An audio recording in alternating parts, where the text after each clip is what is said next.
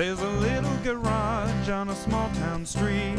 I like to meet my friends there every week, and I know we'll talk about some facts and things, history and science and some crazy shit. Talking it out with Alan, Ben, and Nick, and I know that it's gonna be a weird-ass show. Ooh, insanity abounds. Ooh, the world is spinning round. Now we're gonna break it down.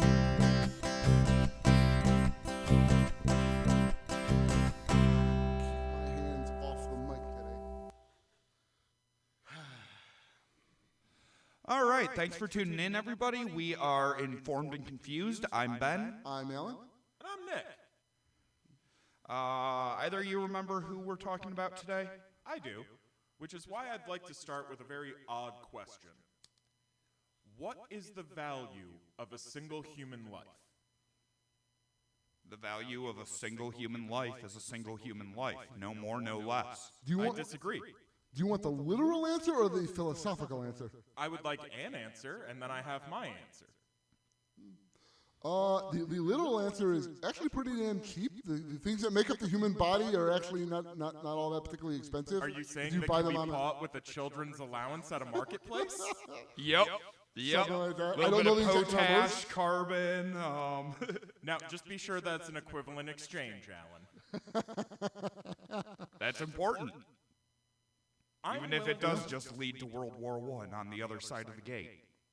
I'm willing to argue that the value of a single human life is just over 100,000 other human lives.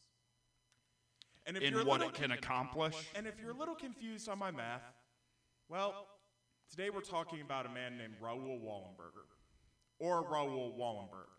I found examples of his name being pronounced both ways. I'm not actually sure which is correct. I will be calling him Wallenberg, because that makes more sense to me. That's what it looks like when it's spelled out. If I'm wrong, I apologize. I am genuinely in awe of this man's legacy. To start out, Raoul was born in 1912 in Sweden to a family of doctors, bankers, philanthropists, diplomats, lawyers. Literally any trade with money, he had family doing it. To the point that his grandfather was actually a well-regarded diplomat, Gustav Wallenberg. Okay. I love that name, Gustav. I do too. Gustav is Good like name. a really good name. He's a good name. Raoul was named after his father. Both of his parents were wealthy socialites. He was a junior? Yes. His mother came from a background of money due to a medical background, and his father, I do believe, was a banker. I might have that switched, but I do believe that was the cocktail. Raoul was raised in a large family, spent a lot of time with his grandfather, Gustav, the Swedish diplomat. Gustav took a serious amount of time and energy to put into the idea of Raoul that you are not just a Swede, you are a citizen of the world. You have an obligation to your fellow citizens of the world. Sort of a good sense of morality to be instilled with early on. Oh yeah, it's really hammering home to a child that you are not the end-all be-all and others matter too. You are not just yourself. Yeah, Raoul really took that to heart. Raoul was also a very talented young man. By the age of 20, he was fluent in English, German, Russian, and French. Nice. It's kind of... Well, living in that area, it's not uncommon for people to living be in that time, multilingual. There's no TV. I guess I'll just learn all the languages now. Yeah. Well, What the fuck else are you gonna do? America is actually weird because we don't learn any other languages. I mean, maybe some high school Spanish or French, That's just but it. You would think Spanish would have taken hold by now? No. Yeah, no. It is a much more common thing in Europe, especially if his family was prominent and in business and all that. Oh, yeah, they would have. He got to travel. He got to see all kinds of different yeah, people. makes perfect sense that he'd speak 7 languages. Raoul also got something very rare in his childhood, both for the time and even I think now today. Raul was given enough space and resources to just figure shit out. He didn't really want for anything, which allowed him to avoid being, callous to this idea of, what if someone takes mine? He was much more raised in the idea of, I have plenty, perhaps someone else would like some. This guy, he has gone down in history with the nickname, the Angel of Budapest. Yeah. Yeah. I did see that when I was looking over the history. After his compulsory education, he got to enjoy 9 months of compulsory military. Compulsory! Swiss Guard? No, just the Swiss have always done a everybody does time in the military Yeah. thing. It's part of your community's service. Well, to my understanding, it's still only like a year of active service. Like it's Yeah. honestly a really good deal. But everyone who served with him said he was a man beyond reproach of dignity, class, and refinement. Once he was done with everything that he had to do, all right, picture this. You're a rich young European socialite. You've got your whole life ahead of you. You've finished all of your mandatory education. You have enough money. No one expects a single goddamn thing of you ever. What do you do? Let's go save some Jews from the Nazis. That's not happening yet. Hitler's still doing landscapes, so... Alan, what would you do in that scenario? And that's what I know. I don't know. I travel a lot. You and Raul had a similar thought, because at that point, Raul decided to come to the United States. He spent a fair amount of time hitchhiking around the United States. One of the most interesting tales to come out of that was he got robbed while hitchhiking. Huh. Interesting. Usually it's the other way around. It did not dissuade him from hitchhiking. When he was picked up by these individuals, he felt uneasy, like something was wrong, found a way to work in how poor he was into the conversation. He was not poor. He was traveling and not carrying a ton of stuff, but not poor, and I need to emphasize that. Yeah, just because you got money in the bank didn't mean you had it on in your pocket. Exactly. Though. Well, he did have money in his pocket that day, but he learned a lesson from that. Yeah. And what's really great about this is every account of this story is Raul is just fine and calm and trying to be friendly with these people, and they are just scared shitless because they don't know what this crazy calm guy's gonna do. Like it's like, I mean, yeah, I got robbed, but I feel so bad for them. They were just so scared. So scared. Yeah. This experience taught Raul two things. One, carry less cash, and two, be more devious. Yep. Good life advice as a general rule. Yeah. Yeah. Yeah. Yeah. While Raul was in the United States and hitchhiking around, he managed to find time to attend a rather prestigious university not too far from here, the University of Michigan. Interesting. Nice. Wolverines. Graduated with a degree in architecture. I wasn't quite sure how quickly he actually got the degree. It was a little sketchy trying to find that, but apparently he completed it early, like a full year off of the program level early. Okay. Okay. Did it in 3 years instead of 4 or whatever it was at the time. An impressive feat. Like Yeah. he truncated serious, hard education and succeeded. And by all measure, he was a good architect. We'll even get into him using those skills a little later Well, on. by all measure, it seems like the tale of a very intelligent young man from upper social. Oh, handsome too. I forgot to pull up a picture of him, but like, good looking dude. Like I would I expect. saw a couple pictures of him later in life, and Okay. yeah. Oddly enough, the only actor I've seen that I think could play Raoul Wallenberg is Mark Wallenberg. Oddly enough, they got a similarity to the forehead and the bottom of the jaw. Everything in between is different. Don't get me wrong; they're not the same fucking dude. But there's enough similarity that for a Any history familial movie- tie or Not as far as I know. Okay. Wallenberg sounds like it would be a very common name for I mean, the Wallenberg, at least a couple of regions of Europe. Raoul's family was exceptionally large, so it's by no means out of the question. Might possibly be on one of the branches. But I have no fucking clue. Well, Wallenberg versus Wahlberg. That's two different names. Okay, yeah. Oh, Similar okay. names, but different names. But yeah, no. After enjoying the United States for a few years, by 1936, Raoul found himself in Palestine, working as a... I found varying things. He was working in a bank. I'm not sure precisely what, but I believe as a banker's apprentice, which... Some honestly, sort of banking something or other. I think it was just he was looking for work and wanted to go see, like, the rest of the world. Like, I honestly think that's what it is, because it has nothing to do with his specialties or, like, where he came from. Like, He just took a job. yeah. This looks like fun. I'll do this for a while.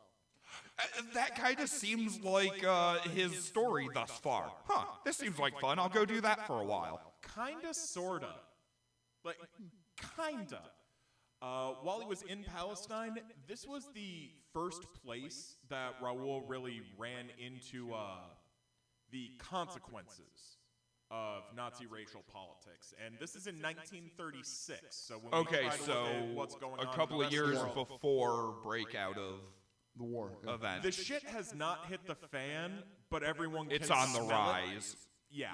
Yeah. Gotcha. Yeah.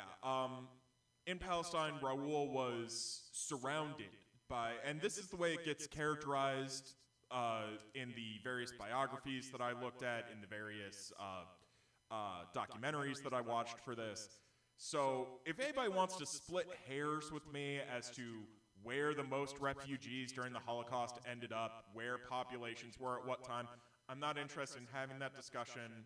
I'm interested in telling the story as it was told to me. He was in Palestine. It was the place that he met people that had been forced out of their homes by Nazi policies. People who had lost everything. People who had to leave behind family that they knew damn well were gone now. Yeah. And this is before the death camps even. Oh, yeah. This is just rounding into ghettos and being used for slave labor. This isn't even the meat and potatoes horror of the Holocaust. This was still the run-up. No, 36.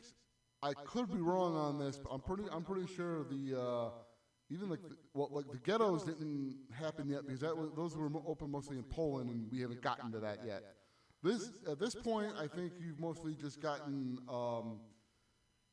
they're ostracized. They've lost their legal rights. Trying to remember. But Do you for the remember? most And part- everybody's having to wear the yellow Jew star. Yeah, I'm pretty business sure Do you remember Crystal- what Crystal year Knock has happened Crystal already. Knocked was? I think that was either 34 or 35. I think that had Okay. happened already. I want to say believe. it's 35. Yeah. Okay. Yeah. So, yeah, tensions are already bubbling. It all ain't over. nice being a Jew in Germany Things Right. at are all. bad. But they're Gotcha. not being rounded up yet. At least Gotcha. no more than other dissenters to the regime. But And their minorities property, and their yeah. property is being seized. Their citizenship is being Yeah. challenged. There was a law that said if you were Jewish and you emigrated, you left behind all of your assets. Yeah. That was the You couldn't condition of bring leaving any the country. assets in. I mean, if we Or all. wanted to, we could genuinely have an episode of this show that does nothing but talk about bullshit anti-Semitism throughout European history. It's a common through line. Like the Nazis weren't new; they just capitalized on shit. We'll in add it to the sentiments that list. were there. Jewish people have been fending off anti-Semitism since the Roman era, pretty much nonstop. Ishmael, we're the chosen people. Chosen for what? You'll see. Yeah. So, I broke Ben. And he's gone there. Okay. God said they were chosen. Didn't say what he chose them for. That's horrible. Or she. Equal opportunity creation up in this bitch. Or they. I don't care. So, we were talking about him in, you said Palestine? Palestine. And there's not. No, I'm there's trying not to remember exactly a where ton to what country is Palestine in? Is it its own country? Yes, it is. Okay. Alan, My you're ignorance you're of going to be able to geography list the here. border countries better than I will. You know where Israel is? Yes. Israel in that era, what is now the Palestinian territories in Israel were just all collectively called Palestine. Ah, gotcha. Okay. That was before the Israelis all started immigrating there and established the state. And the Afterward. UN helped establish the state. This is Yeah. part of the reason Israel is such a hot button. This is Okay. pre-Israel. For Right. fuck's sake. Okay. Yeah. That's the context I needed there. Thank you. Yeah. There's not precisely a ton to say about his time in Palestine. The real important takeaways is that in the late 30s, Palestine was flooded with Jewish refugees. Pretty much anywhere that wasn't occupied was. Yeah. That's just the nature of it. Palestine had been receiving large pulses, on and off pulses of Jewish immigration since basically after the First World War with the Balfour Declaration, when the British hinted they were going to create a Jewish state. Even before that, to my understanding, there were already prominent Jewish communities Oh, out yeah. there, and Jews love a community. Yeah, but it really picked up, like in the 20s, I believe, there was a real big push. There was, yeah. And it kind of ebbed and flowed due to, various things in different British policies. The next year where our story gets spicy is 1944. Bit far away from Palestine, in Hungary. Now, the most thing I can say... Yeah, that's what, 8 years later now? Yeah. And now mind you, he had been doing things for those 8 years, but for the purposes of the story we're telling, they're not really relevant. It's more of him traveling, more of him meeting people, more of him being exposed to just the horrors of living in this time period. Right. Yeah, for some reason, the thing I read earlier gave me the impression he became active in the war earlier than that. Not in any sort of official capacity. He may have started just guerrilla doing stuff before that, because that's the type of dude Wallenberg was. But in terms of official capacities, 44 is where our story picks up. Okay. Now, like I said, the nicest thing that can be said about Hungary in 44 is that it wasn't Nazi Germany, but it was about this much different from Nazi Germany. Yeah, the Hungarian fascist parties were... Hungary has a bad habit of siding with the wrong side in global conflicts and then somehow all of history ignoring it. They've done this a couple of times. Yeah. There were bigger bad guys to focus on. Hungary just kind of gets ignored. Whole nother video I could do on this. I'm not going to go there right now because... Well, that's kind of my point. It's similar to how, is there any shortage of information on Mussolini? No. Yeah. Does anyone actually look at Mussolini seriously? No. He's the joke version of Hitler. I wouldn't dismiss him that much. I mean, I at least had to study Mussolini through school. I really didn't. And honestly, I feel that speaks volumes. Also, nowhere in a history book did I learn about Raoul Wallenberg. I learned about this. This is the... Oh, yeah. The other day when I looked up the name, and then today is how I'm learning about this guy. Along with all of you. Due to the close alliance between Hungarian fascists who were in control of the Hungarian government at the time, the Jewish population in Hungary was arguably one of the most attacked Jewish populations outside of the Reich. Okay. Arguably. I don't want to split that hair because I don't want to start trying to quantify human suffering. They were hit pretty fucking hard. Yes, there were a lot of them there, for one thing. Makes them a bigger target. Yep. And, yeah, the Hungarian government was cooperated more relative to the other Axis or occupied states. Realistically, there's a lot of variety there. You look at every country as its own story, its own specific set of circumstances, ranging from... See, I actually think that's part of the reason Raoul gets buried in history, because not a ton else really went down in Hungary compared to the ebb and flow of the rest of the war.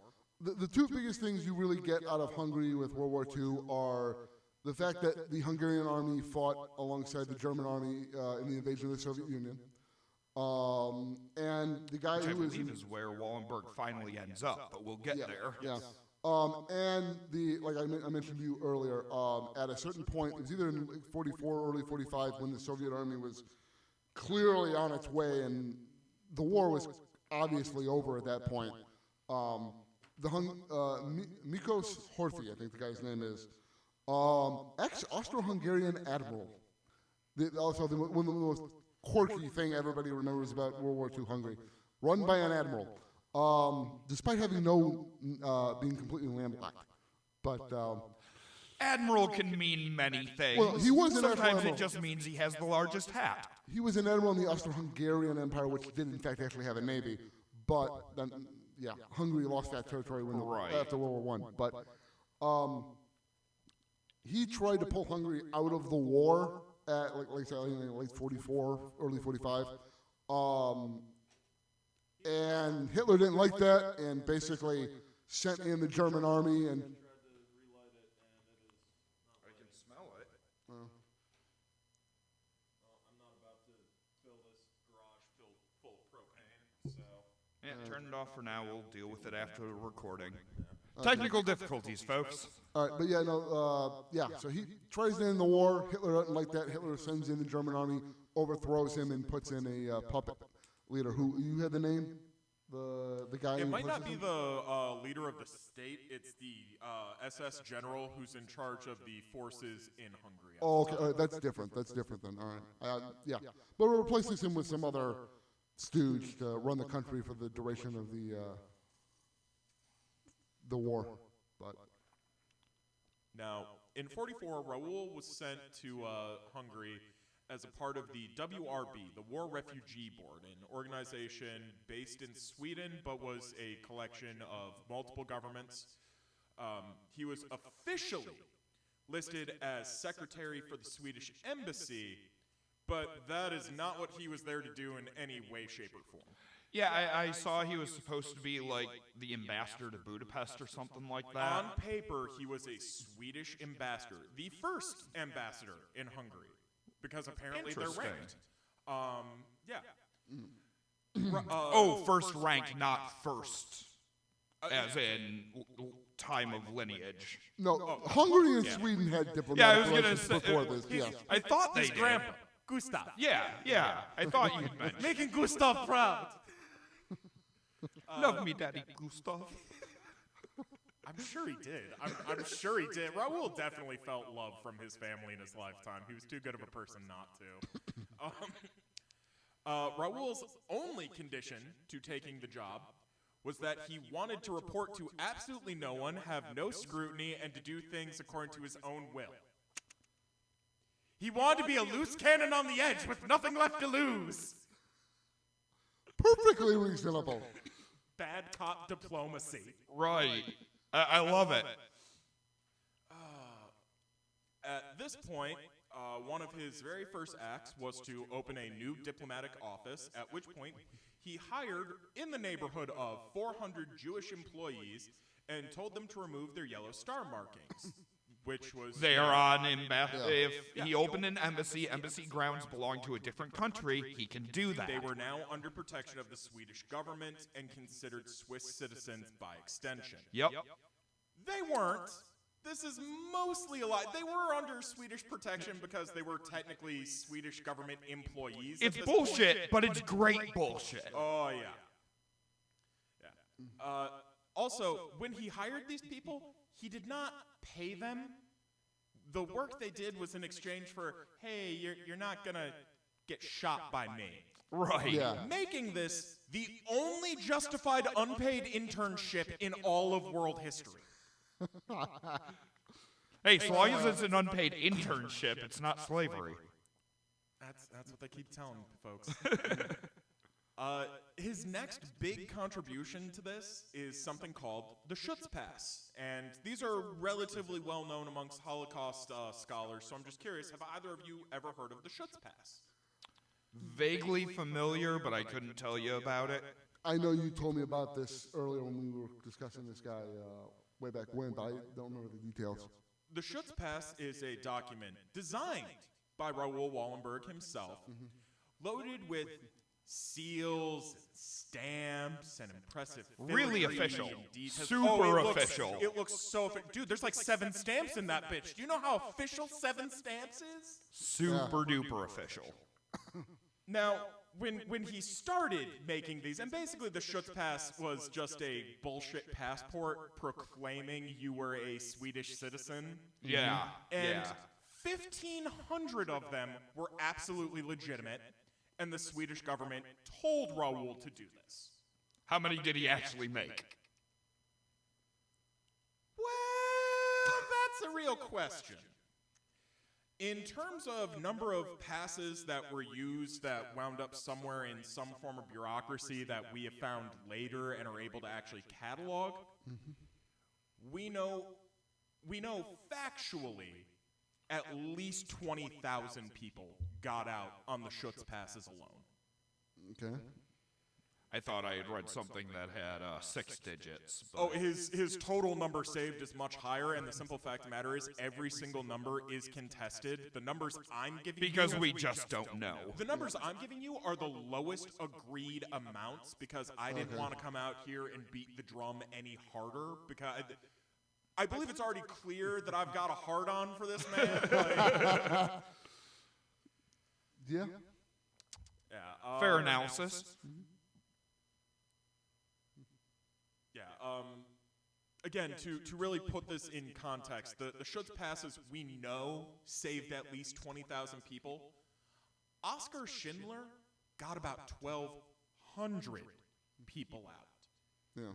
The difference in scale here, and this Is is enormous. just one thing that Raoul had his hands in, and the way he would go about giving these things out is wonderful too. Because he would just walk up to trucks being loaded with people or literal fucking cattle cars. Raise your hand if you want to be Swiss. Almost. Almost. Basically, he would show up, start yelling at the Nazis and fascists, and because he was a tall, good-looking white man, dude. they were just like, oh, tell me what to do, Daddy. Tell me.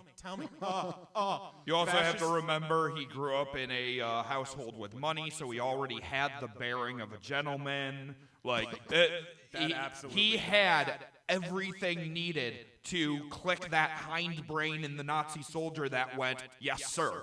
Well, you know how in movies, anytime you see somebody like bamboozle a guard somewhere, and it's like, what's your name? I'll talk to your supervisor. That's the type of shit he pulled. Yeah. Constantly. Yeah. But like he would walk up to like train cars being loaded with people that just weren't sealed yet, and he would just start shoving them fistfuls through at a time in, and then he would start berating the Nazis that were actually trying to take him away, and he would get people off of these trains with these bullshit documents off of nothing but the power of white privilege. Pure chutzpah. Yeah. He really shows how to utilize privilege for a greater good. Like, I realize some people don't like the conversation about privilege, all right, but... see, I wouldn't call this white privilege simply because it's white people versus white people. So I don't know. Everybody's He Caucasian. definitely in this utilized equation. his privilege I would to say lever this has more to do, like you said, with the understanding that Germans and German people born in the Reich in particular were brought up to respect authority. And never challenge it. And he Well, basically that's also realized, just a German cultural thing, like Well, the it's- father is the leader, period. yeah. Difference being in German culture in general, you just get punished. In the Reich, you're dead. Yeah. I'm You, pretty sure you most- did what you were ordered to, or you were joining the next camp party. Yeah, I'm pretty sure most Some German. dude operating a gas chamber just looks at all of them. This is hurting me more than it hurts you. Yeah, no, but yeah, like you said, playing off of that and bluffing his way because he knows if he acts like he has authority, if he gives the impression that he has authority, they will assume that and they're not going to question it because that's what's been drilled into their heads. He's got a maxed out bluff stat. Exactly. Pretty much. Yeah. Well, speaking of maxed out bluff stats, another fantastic stunt that he pulled repeatedly. The Swedish government gave him money to rent about 30 buildings solely for the purposes of housing refugees. That was all this was for. Did he build a railroad? But there wasn't really any plan for this. It was just a case of, well, you need a place to put them. Well, those are concrete boxes. Put them in those. The Swedish government really didn't have a plan for like protecting these people and actually keeping them secure. Raoul had a fucking plan. Man with a plan.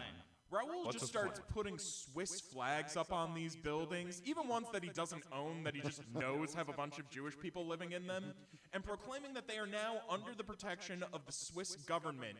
And anytime someone comes to hassle them, he threatens a diplomatic incident or even the possibility of being tried for war crimes. So he invaded Hungary all by himself. That doesn't exist yet. So he invaded Hungary all by himself. I mean, the Jews helped. Well, he did it for insert them. your own conspiracy theory joke now. No, he basically staged an occupation of foreign land under the guise of ambassadorship. That's awesome. Well, He invaded Hungary as the ambassador. well, remember how I told y'all that he was actually a pretty good architect? Yeah. Well, most of these buildings topped out at about a 5,000 person occupancy. Raoul did some redesigning on those buildings. This is where the modern idea of the skyscraper started, right? Oh, No, no, oh, absolutely God, not. no. That's an American. No, that's right, That's New decades York. earlier. No. He reconstructed them New York internally. back in the teens, I forgot. No, he redesigned them internally. Okay. He didn't build new structures. He just changed them inside. Knocked down some walls. Went from being able to hold about 5,000 people in a given facility to about 35,000. Whew, man. Wow. Good If there's Lord. a will in a Swede, apparently there's a way. Yeah, no, Jeez. this guy is amazing, and I'm shocked that he's not talked about more. He just went around hassling fascists as hard as he could, just bull rushing over them, proclaiming superior placement, superior authority, superior understanding, and because the entire fascist machine was built off of no one knowing what the fuck is going on, And obeying authority. being able to speak on that level confidently, it's a game changer. Yeah. Being tall, white, and confident is a cheat code for existence. It's about this time that people start calling him the Angel of Budapest.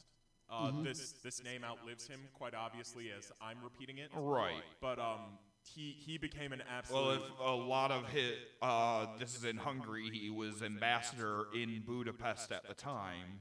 He became an absolute legend to the Jewish community in Hungary at the time and globally after. Yeah. Like, there is...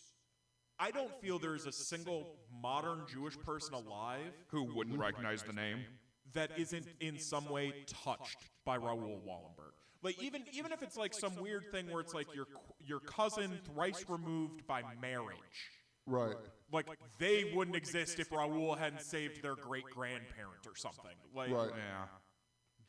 Yeah. But before I move on to his last big act of badassery. Oh shit! Train of thought. Before you get to badassery, I'm sorry. it's all good. Check your notes, perhaps?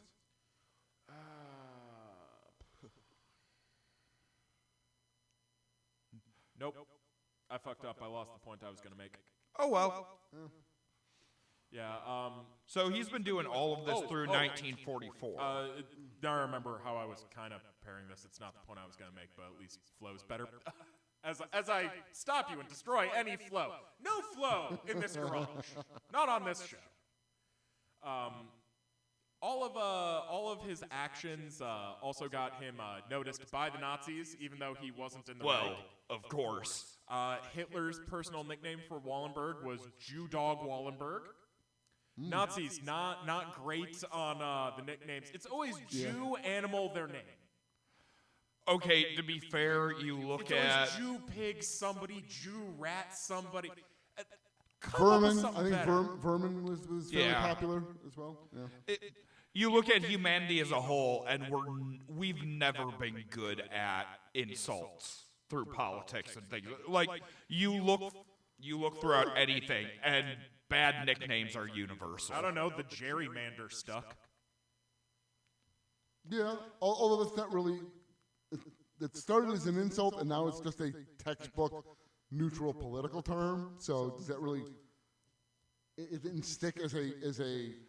Well, insult? you look at any of the insults that are used by, let's say, governmental powers throughout various spats, and they all start to repeat after a while because there's no real creativity.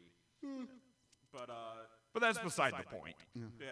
Despite the distance from the Reich, that didn't stop the Nazis from trying to kill him. Well, he was involved with one of the Nazis' allies. We're gonna play one of my guessing games because I love doing this to you two. Okay. Mobster-style assassination attempt. You each get one guess. How'd they do it?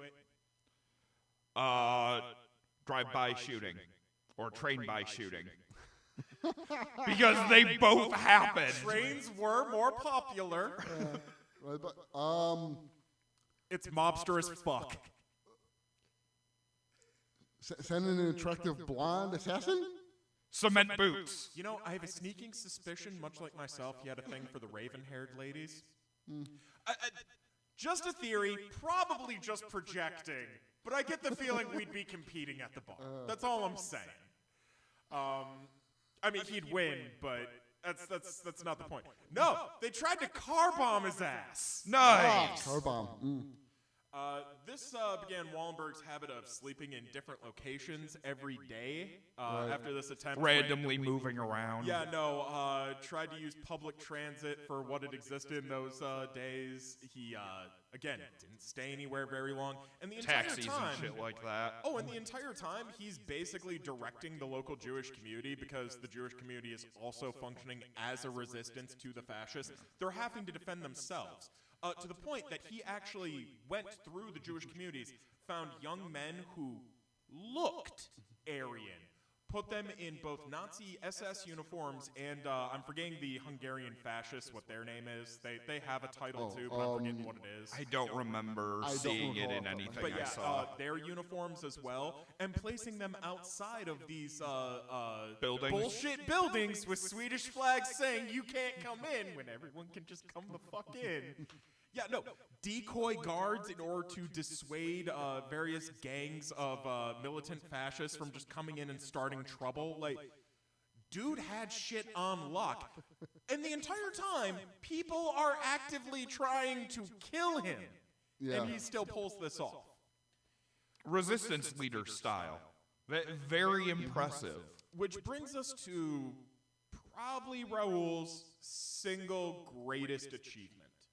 His In a lifetime of badassery, this is the most badassery we're about to experience. I think so. Because this single action saved more lives than any other direct action. Raoul Wallenberg prevented a massacre of the Hungarian Jewish population when the when the Nazi SS, which were in Hungary at the time, had received orders from Berlin to liquidate the population. This was an order that went out everywhere. This is an order we are all very familiar with. Yeah, no, it went out across all of the Allied Axis. And Yeah, the Axis allies. And if folks recall their history, most Nazi commanders found a way to carry out those orders. Yeah. Or at least tried. They at least attempted to carry out those orders. SS General August Schmittenlooper, however, Schmittenlooper. Schmittenlooper, Horrible man, hilarious got name. faced down by Raoul Wallenberg. In his office, Raoul showed up to a Nazi building to yell at the Nazi leader. Shout him In the down. Nazi leader's office, everything I found on this is like, no, Raoul went to him. This is not like generals meeting on the battlefield. This is Raoul went, I will go to that fucker's house. He walked into the base itself, walked up to their leader's office, went inside, and decided to shout him down. threatened that not only would he hold August personally responsible, meaning Raul would fucking kill his ass if he knew this happened. Yeah. I already got into your office. Holding Try people and stop responsible me. was different back then. Yeah. But what actually got him to back down and accept this idea of, the war's winding down, there's going to be repercussions. You know, maybe I should be the guy who tried to not kill everyone. Yeah, maybe that'll keep me from getting killed after this. Yeah. Raul threatened him with an international court. Right. Which, again, didn't exist at the time. Yeah, because the UN wasn't a thing yet. Before, but he flat out threatened an SS general with being hung by the neck. Literally That's what awesome. the Nuremberg trials ended up doing, but he's just forecasting this. Like, Raoul Wallenberg, clairvoyant. Okay, no one's biting on that. Politically astute. Let's go with that one. But the conservative numbers I've seen for this place the numbers of actual individuals saved by him managing to scream this SS general into not giving the order is in the neighborhood of a couple million. It is a lot. Shit. Wow. Yeah. I don't have great numbers on this. The range on this was ludicrous. But this was him stopping an order that would have gone out across an entire country. This is not just where he was operating. In effect, he saved every Jew living in Hungary at that moment. As many as he damn well could. Yeah.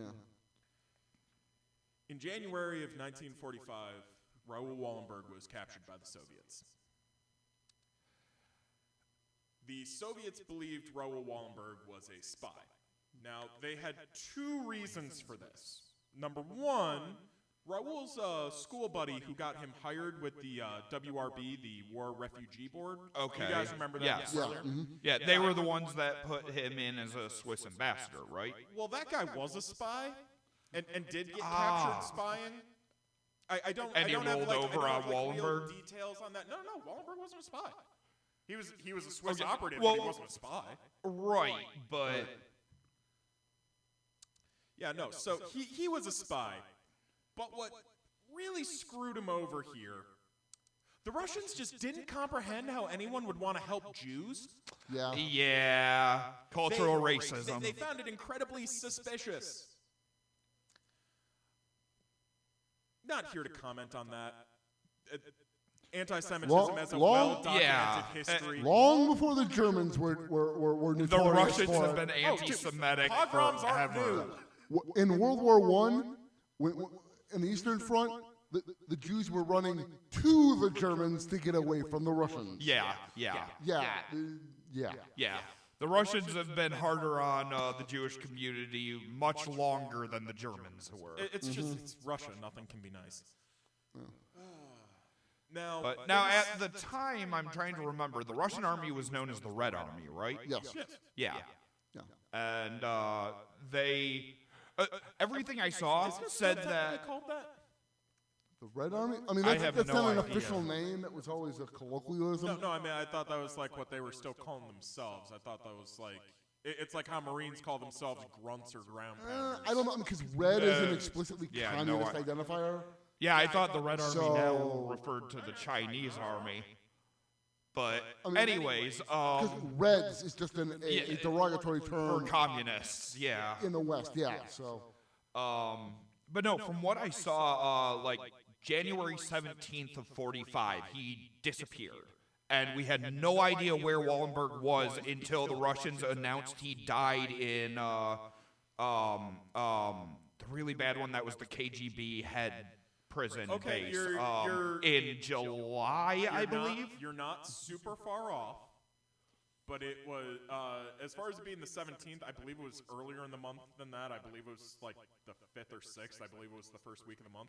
Okay. Neither here nor there. It was January of 45. 17th might be the day that the Russians said that he died in July. I have Well, 17 here's the stuck thing. in my head Here's somehow. the thing. The Russians to this day do not acknowledge that they had him. Okay, I thought they made some sort of announcement that he had died July something or other.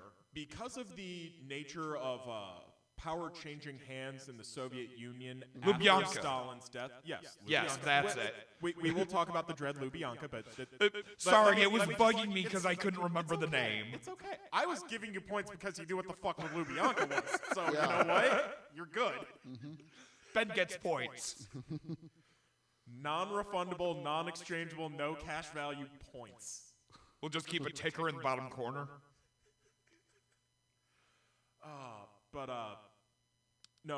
Stalin didn't want anyone knowing they had him because there would have been political fallout. He was a Oh, well-known figure. yeah. Oh, yeah. At the same Once time, they realized who he actually was. at the same time, he was also a feather in Stalin's cap for the same reason. Yeah.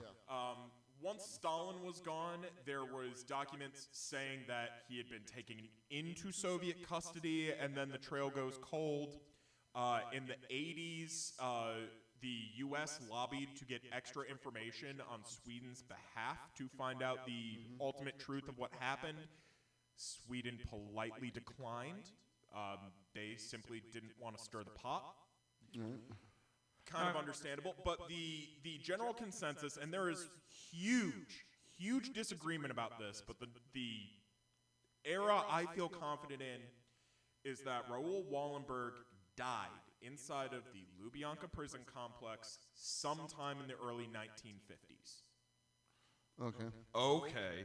Based on what little we have, because we've got one piece of documentation saying we took him in, and then we have a series of anecdotal evidence things of people saying they encountered him inside. Right. Guards, former inmates. Okay. I will admit my information is from Wikipedia. The Some Wikipedia, folks say he was alive all the way into the 70s. I have a really hard time believing it. his Wikipedia article says he disappeared in January and is listed as dying July of 45 in Lubyanka. That's what his Wikipedia article says. It is hotly contested, and the simple fact of the matter is, we don't know. We're Yeah. not gonna know. I'm willing to bet documentation has been destroyed. Burned. I'm willing Yeah. to bet. It's the Russians. Well, yeah.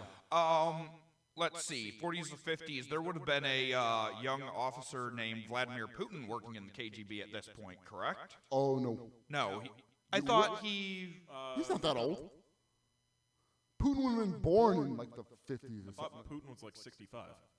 I thought he was like Or if almost he's, if 70. he's 65, take 20 of that's 45, he would have been born in the late 50s. Yeah, in any case, Okay. I thought it was late Yeah. 70s, early to mid 80s that he was doing KGB things. Okay. Yeah, yeah. He would not in World War Okay. II. That's too far back. Yeah. No, you're right. Now that I'm sitting here doing the math, there's no possible way he could have been. Yeah. This brings us to his legacy. Well, one that has lasted from what you've said, especially among the Jewish community. Oh yeah. He saved, and again, this is on the low end, but this is an agreed upon number. 100,000 human lives directly saved by this Yeah. man. Based And probably on, at the lower end. based on his efforts, the operations he was a part of, based on these numbers, he saved roughly one Jewish individual for every 10 killed throughout the Holocaust. That is a very That is a... amazing number. Yeah. He saved tenth of the 10% population. of the Jewish population, which was not the only population being rounded up. Oh, But no, in terms there were lots just of the Jewish populations being I want to be rounded. clear on my numbers and where things are getting split. On October 5th, 1981, Ronald Reagan made Raoul Wallenberg an honorary citizen. And I'm going to take just a second to pull up a clip because... It's a little weird. He got made an American citizen even though he was Swiss. Yes, an honorary citizen. Yeah. That happens. Yeah. They did it to Winston Churchill, too. Really? Yeah. Yeah. Did not know that. Oh, Winston Churchill had an American mother, but Yeah, Well, I he guess I spent didn't time here, realize. though. I guess I didn't realize that Americans could steal other countries' dead. hey, he spent time in our country, and we allowed him to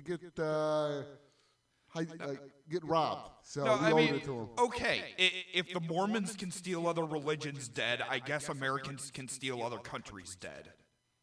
But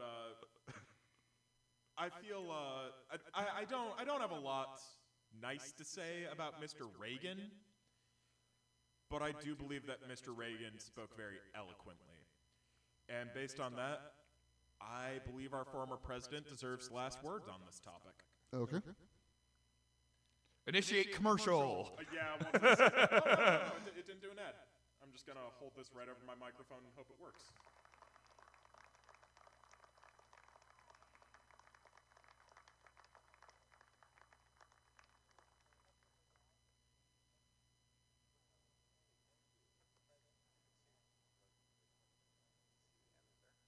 Rose Garden address. Yeah, I can't hear it.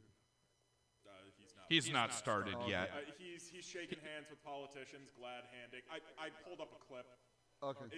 It's fair use because it's a presidential speech, and all of that is owned by the U.S. public.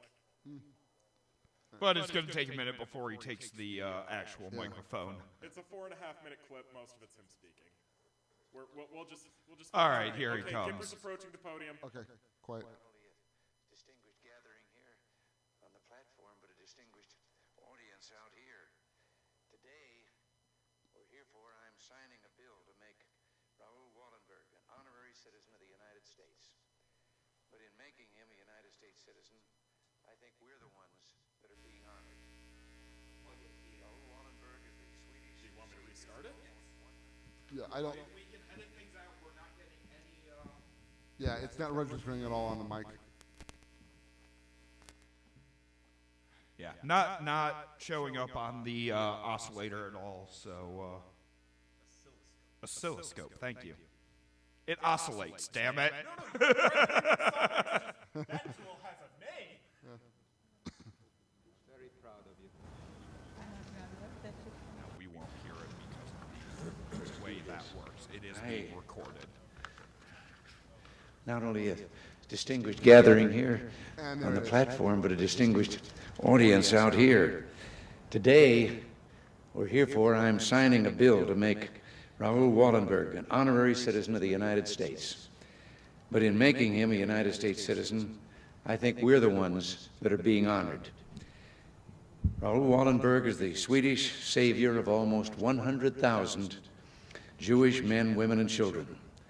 What he did, what he accomplished, was of biblical proportions. Sir Winston Churchill, another man of force and fortitude, is the only other person who has received honorary United States citizenship. And as John F. Kennedy said at that signing ceremony, indifferent himself to danger, he wept over the sorrows of others. That compassion also exemplifies the man we are gathered here for today. In 1944, the United States requested Sweden's cooperation in protecting the lives of Hungarian Jews facing extermination at the hands of the Nazis.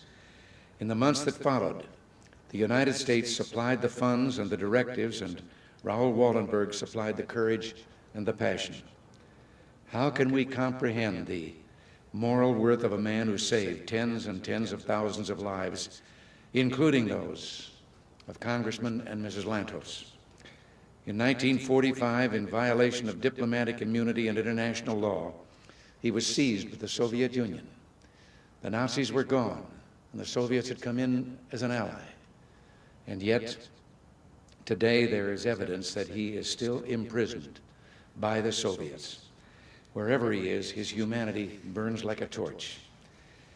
I heard someone once say that a man has made at least a start on understanding the meaning of human life when he plants shade trees under which he knows he will never sit. Raoul Wallenberg is just such a man. He nurtured the lives of those he never knew at the risk of his own. And then just recently, I was told that in a special area behind the Holocaust Memorial in Israel, Hungarian Jews now living in Sweden planted 10,000 trees in Raoul's honor.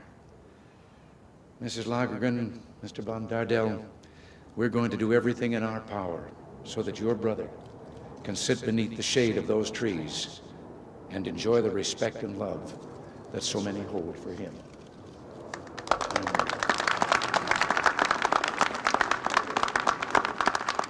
Definitely some poignant words there, and I'm not really neat. I'm not usually a big fan of Mr. Reagan, but me and him aren't on odds on that point. Yeah. And as I point out, he said that in 1981. We don't know what happened to Raul. Yeah. Yeah. Also, Especially not at that point.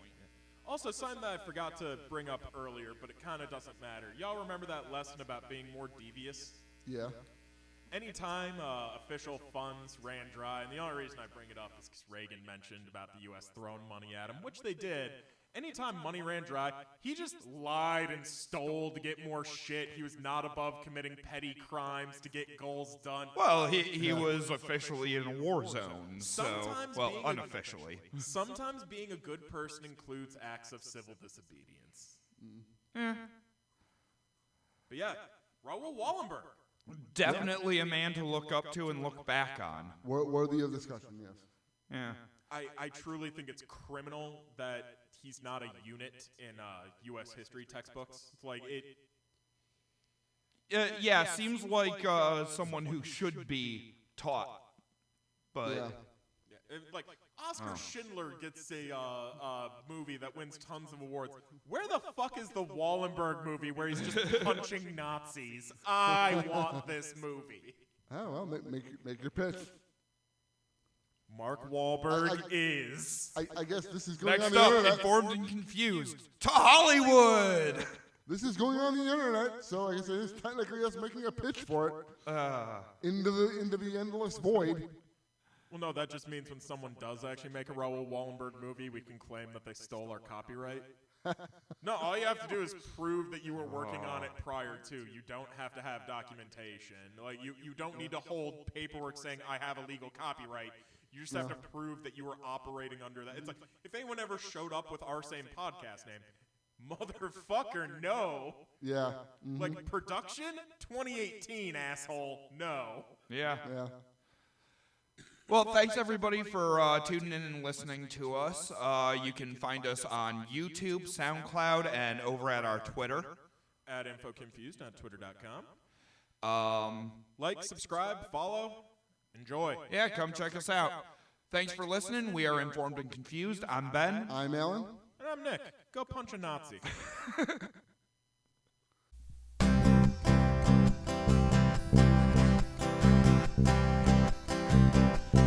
There's a little garage on a small town street.